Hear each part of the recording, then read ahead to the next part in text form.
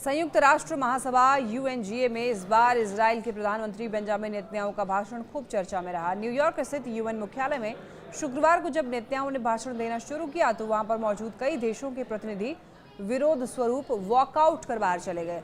अब देखिए, नेतन्याहू ने गाजा में युद्ध जारी रखने का ऐलान किया, जिसे सुनकर वहां पर तालियों के साथ साथ हूटिंग भी हुई। उनका कहना था कि इजराइल को हमास के खिलाफ काम पूरा करना होगा और ये अभियान जारी रहेगा।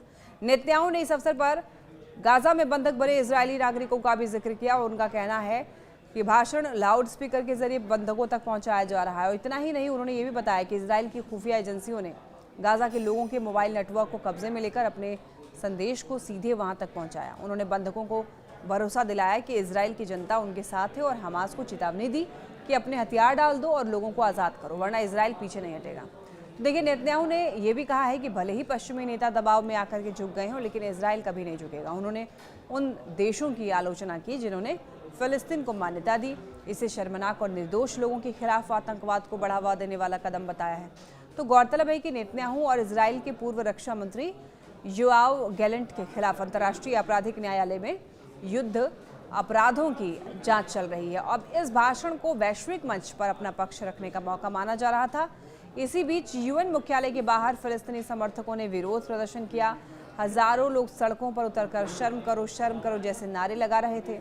और पैलेस्टीनियन यूथ मूवमेंट की आयोजक निदा लाफी ने कहा है कि इजराइल ने पूरी दुनिया के संवेदनशील लोगों के खिलाफ युद्ध छेड़ दिया है और ये युद्ध फिलिस्तीन की जमीन हड़पने और वहां के लोगों को बेदखल करने के लिए है। नेतन्याहू ने भाषण में ये भी दावा किया कि इजराइल कट्टरपंथी इस्लाम के खिलाफ पूरी दुनिया की लड़ाई लड़ रहा है और दुनिया की जनता ये जानती है कि ये उनकी ही लड़ाई है। उनका ये बयान महासभा में मौजूद नेताओं और बाहर प्रदर्शन कर रहे लोगों के बीच गहरा विभाजन दिखाता है।